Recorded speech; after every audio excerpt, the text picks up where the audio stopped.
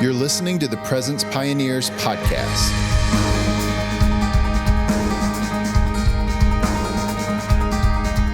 Hey everyone, welcome to today's podcast episode. I'm your host, Matthew Lilley, and I'm excited to have Brandon McKenzie as a special guest on the podcast today. He is the director of the Harvest House of Prayer in Columbus, Georgia, which is part of a ministry called Take the City, and they're seeing God do some amazing things there.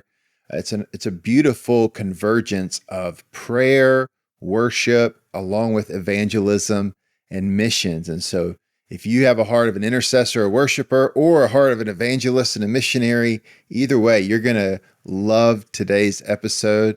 You're going to hear some encouraging stories. You're going to hear probably some of Brandon's struggles and pioneering the ministry there and the house of prayer there. But ultimately, I think this episode is going to encourage you all as you seek to experience and host God's presence in your own life. Again, because we believe God's presence changes everything. And we're happy to have you listening to the podcast today. Thank you for tuning in. Brandon, welcome. Thanks for joining us today. Oh, man. Thank you so much for having me. It's an honor to be on the show. Yeah, man. So I feel like I'm famous right now. So Oh man, definitely not famous, but I do want to celebrate what God's doing there in Columbus, Georgia, because it's amazing. We got to connect through Andrew Chalmers, who's the founder of Take the City, the ministry there where you're based. And I don't remember how many years it's been, but I remember Andrew coming to me just saying, hey, there's this guy who's going to be leading our house of prayer here in Columbus. You know, I've been sending him all your stuff. I think you guys should connect. And so at some point we started having conversations, and it's been great to just track with you off and on over the years and see your journey there. So yeah, man, that seems like so long ago. But when you said that, I was like, man, it feels like at least like 7 years ago. Yeah, 3 years of pioneering feels like 6 years of life. Yeah. Tell me about it, man. Yes, for sure. Yeah, totally. Then that was that was the year of COVID too. So totally like uprooted my whole family from Florida. And, so just even the part of like me loving the ocean and everything, being in Columbus, far away from the ocean. Yeah. Well, I want to get into that. Maybe before we do, I'd love for you to just share a little bit about your own journey, just coming to Jesus, coming into ministry, because I know you've been on quite a ride, and I think even your own story and testimony is pretty powerful. So maybe just take a minute, just kind of introduce yourself and share with us a little bit about your journey. Absolutely, man. So I think I've shared a little bit just in our relationship together, but born in the Bible Belt, grew up, every Sunday I would go to church, and I grew up Southern Baptist, which I love Southern Baptist. Like to this day, I will listen to John Piper, like I still love the Baptist church, and I thank God for those foundations. But I just never saw like the power of God, like to be quite honest with you. And so, my parents were very good people. Like I honor them. They were very moral people. And oh man, I love my parents to this day. But something like in my heart, like just growing up, I remember like even at a young age, just asking like the deeper questions of life, like why are we here? What happens after we die? Questions like that, and just deep heart cry, even at the age of 6, you know what I'm saying? I remember as far back as the age of 6, just asking those questions and never really like having those questions met or addressed or answered. Intellectually, maybe in a sermon, I might have heard it here or there, but there was a deep longing in my heart that was just never satisfied. I grew up very much like a righteous person. When my friends went off and like smoked weed, I would be the guy that was like super mad, in middle school and high school. I'd be super like indignant, like why are you guys being idiots, Right. But at the age of 17, I was a skateboarder. I got into surfing and skating. Nice. In Florida. I really gave my life to that. I found, what I was passionate about. I loved it.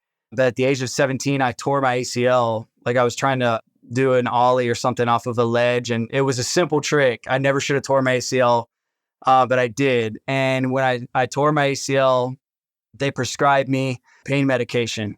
And at the same time, another situation was happening with a girl that I had a crush on who broke my heart. And so at the age of 17, never having that void of meaning met in my heart, except for surfing and skating, that was my world.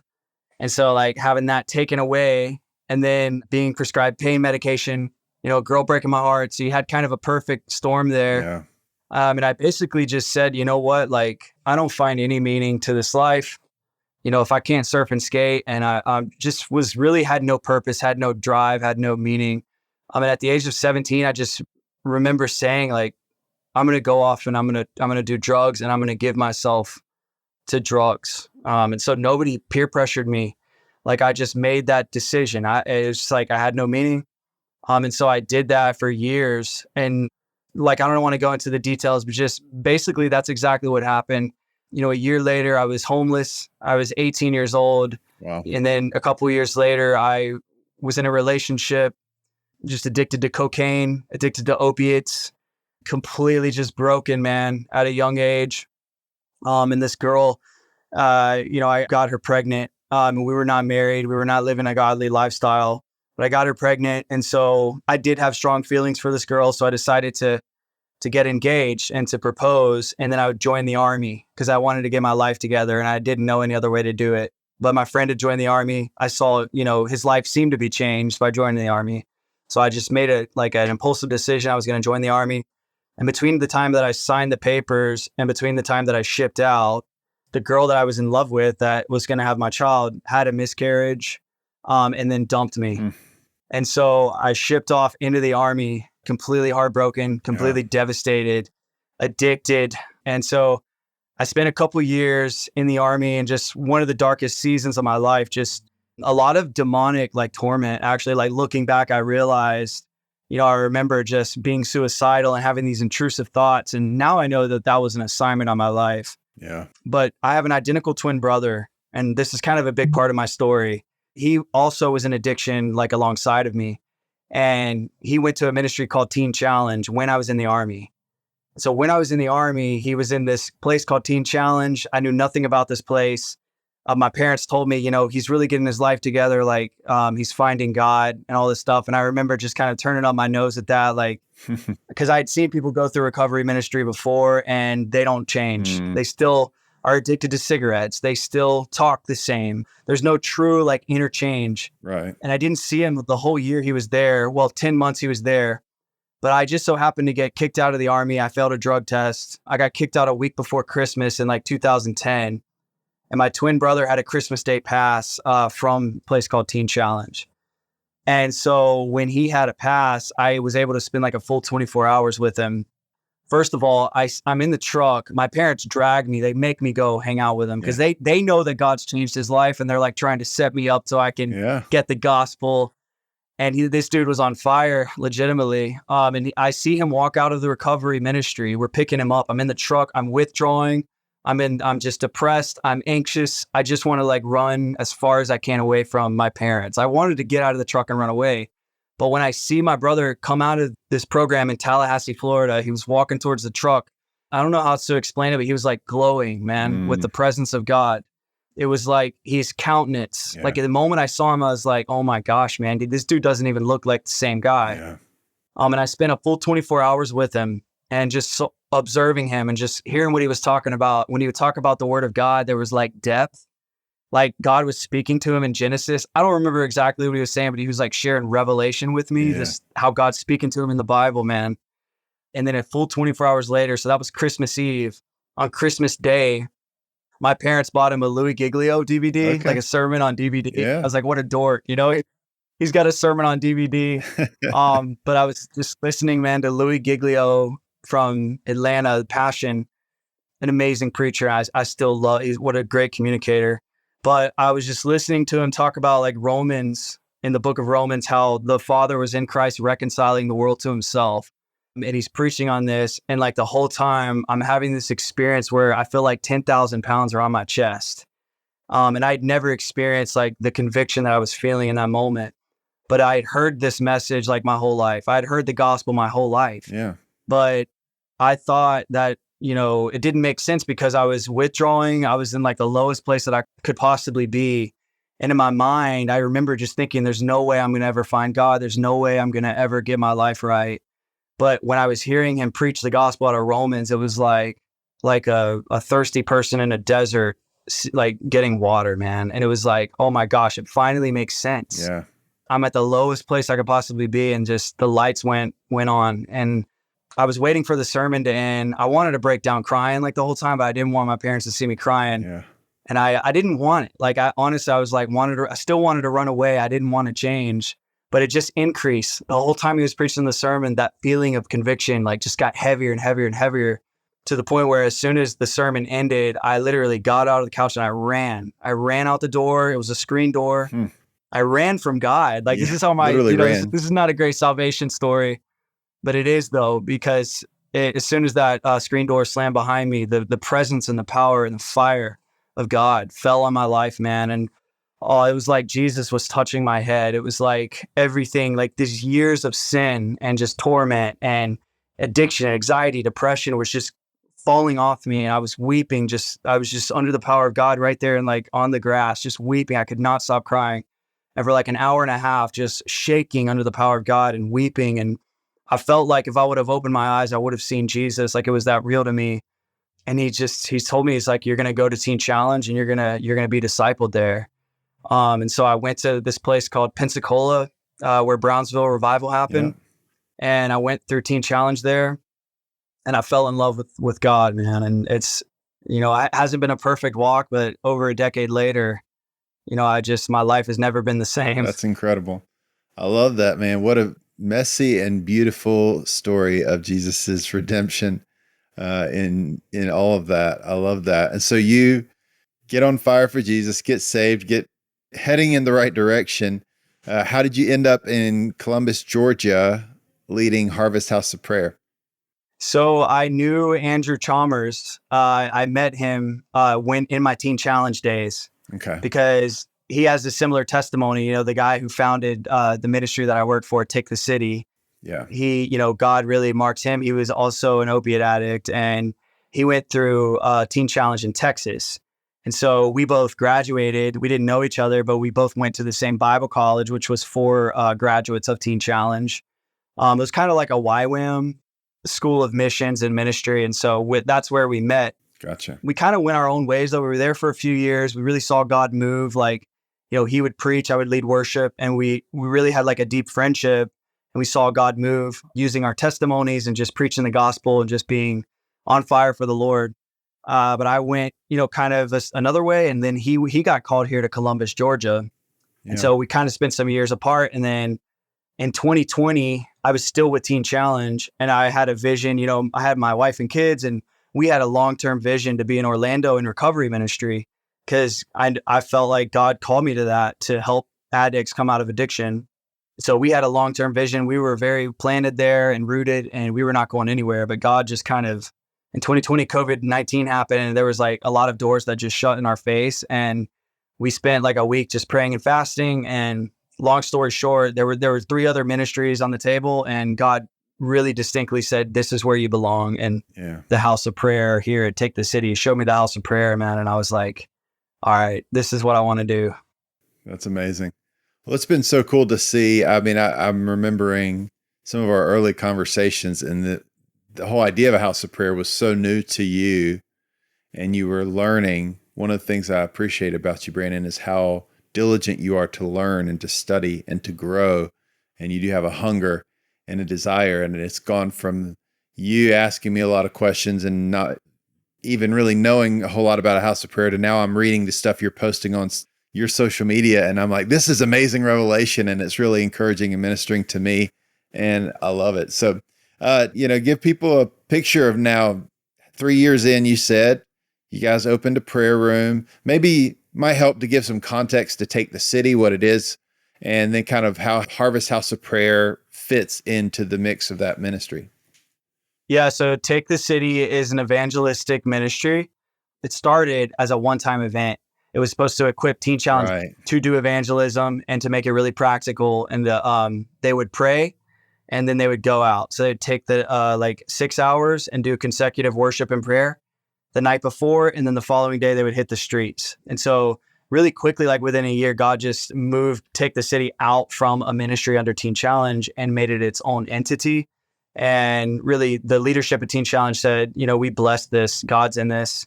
And so it started as a movement, really an evangelistic movement.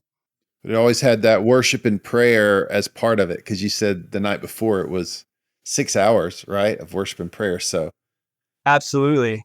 The reason why is because when we were both in Teen Challenge at that Bible college, we would come up here to Columbus, Georgia, because this is where Teen Challenge headquarters is. gotcha. And there's a little group from the House of Prayer in Atlanta, and there was Aaron Swanger. No, are you talking about Gate City?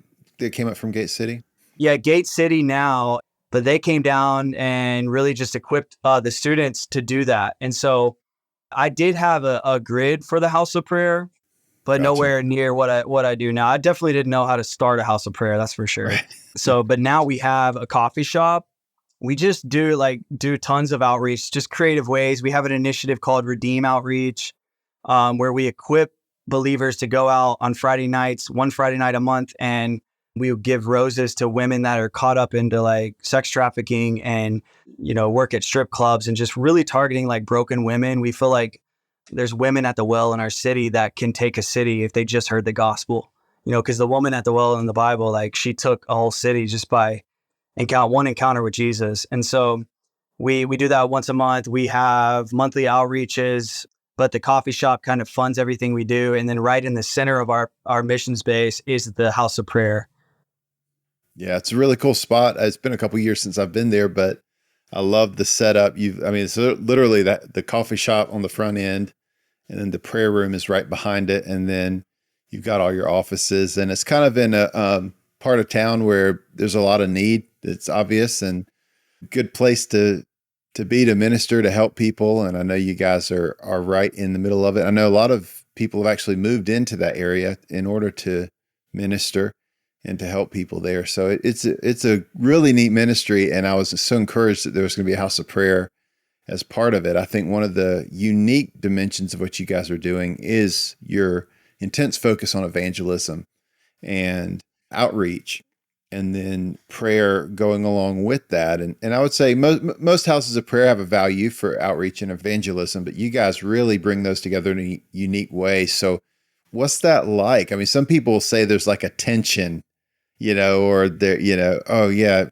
we need to get outside of the four walls, stop praying so much. Or then some people are like, your outreach isn't effective because you're not praying enough. And so it's like, yeah, yeah. How are you guys, working that out there within your ministry? Yeah, definitely with tension. There's lots of back and forth, because some people on our team are really bent towards evangelism. Right. And then those people get a healthy dose of the prayer room. And then some people are more intercessors and worship leaders and singers and musicians. And even they, get a healthy dose of evangelism. But it's really just intentionality of being like, hey, we like Acts, all throughout the book of Acts, like we were reading the Bible. And, me, somebody that's an introvert, I might not seem like it. I've learned social skills over the years, but I am a high introvert and just being painfully shy as a kid. But I tend to, lean towards being in the presence of God. And I also sing and play guitar, and I'm a worship leader. And so I definitely am a prayer room guy. But I just have personally a high conviction, man, that Jesus said what he said at the end of his ministry. He said one thing, and he said, go and make disciples. And to me, I've just, since coming to the Lord and since being delivered out of addiction, oh man, I just live with a healthy fear of I really want to obey. And even if that's outside of my comfort zone, and even if I am an introvert, it looks different than somebody who's like Andrew, who's he's more of an evangelist. He's more of an extrovert and a guy who can really just boldly, preach to somebody at Walmart and strike up conversations and all that. Yeah. Yeah. And to me, it's looked more like a prayer walk, more to be honest with you, if we can make it really practical, I've implemented prayer walking, so being with Jesus in the prayer room, getting to know him, how he leads, and being in his presence. And then putting it on my calendar that says, hey, this is my time once a week where I'm going to go in my neighborhood and I'm just going to follow, I call it follow the leader with the Holy Spirit. I love that. So I'm just following him. I'm just making myself open, and I'm not looking for anything to happen, but I know that he really cares about people. And I know that he really cares about the Great Commission. I just follow him, and he always leads me to somebody. It's usually like one or two people over the course of an hour of me prayer walking, but I'll always walk away with these really cool like stories Yeah. with people. Well, give us one. What are some of the things that you've seen as you've done that? One of the stories that comes to my mind is I wasn't even really on a prayer walk, Yeah. but this is like the most recent story that I have. Sure. I feel like it's from prayer walking and like learning his presence. Like he can drop it on me at any moment he wants to. Right. Yeah. Does that make sense? So Everywhere you go becomes a prayer walk. no, exactly, Yeah. exactly. Yeah. I love it. So I'm in a Walmart and I'm shopping with my wife, and we're getting supplies for the coffee shop here because she manages the coffee shop. We have to restock the supplies, and so we separate because we only have like a certain amount of time, and so we're covering more ground. And so she's at the front of the store in the produce aisle, and then she sends me back to get a creamer or something like that. I don't remember what it was, but I was back there in the frozen section, and like it was really quiet in this certain area of the store. I'm like, this is like creepily quiet. Like there's nobody. It was really crowded like everywhere else. I was like, but I immediately like felt the Lord in it. You know, I'm like, Mm. I feel like there's something for me here. And so I just kind of like become aware, and I'm kind of listening to his voice. But I see this one guy who's an employee. He's like a young guy. He's 20 years old or something like that, like a younger guy. So he's restocking the back of the Walmart, but he's got like a cart and he's stocking the shelves and things like that. And I don't see what I'm looking for. I go to what I'm looking for, the creamer, and I don't see it on the shelf. So I'm like, okay, let me just ask this guy. And so he goes back and he looks for the creamer, and I just hear like clear as day, the Lord's like, I just want you to share your testimony. And it was like early in the morning, and I was super not in the mood at all to hear that. And I'm like, all Yeah. right, I guess maybe I'll do it. And he comes out and he hooks me up. He has what I'm looking for. And then my heart is just getting faster and faster, beating faster and faster. And when that happens, I know that he's not going to let me get away with it.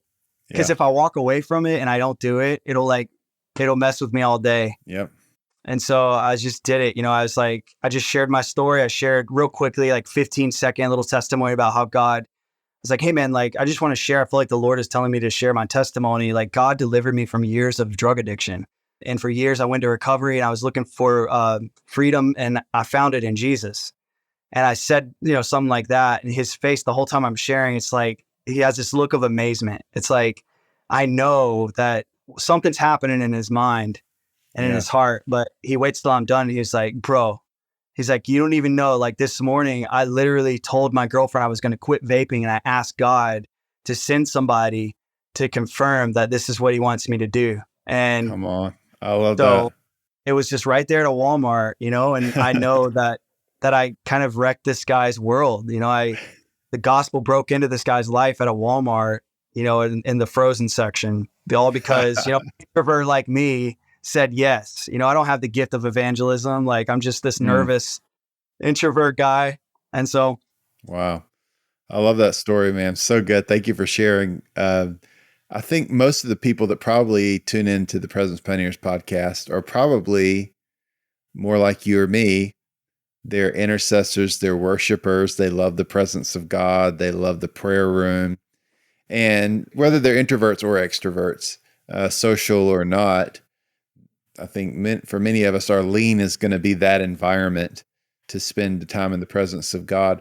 So, what would you say to others who are like you, maybe haven't found that boldness? I think the prayer walking tip is great. So I love that. Is there anything else, or even just a word of exhortation, just encouragement for people that say, God, the evangelism thing is tough. I love to worship and pray, but that part of it is hard, or maybe they even don't see the value of it. yeah, I would say over the years, just doing this a decade plus of living a lifestyle of mission and intercession, and those two coming together. I would say the biggest thing the Lord has taught me over the years is that it's not separate from my daily life, and it's not separate from my everyday relationships. And I don't even really have to go on a prayer walk. There are people that God has placed all around me that I already have working relationships with lost people. every week, if I were to look at my week and say, how many lost people did I see? And I wrote their names down on a piece of paper, it'd probably be 20 plus.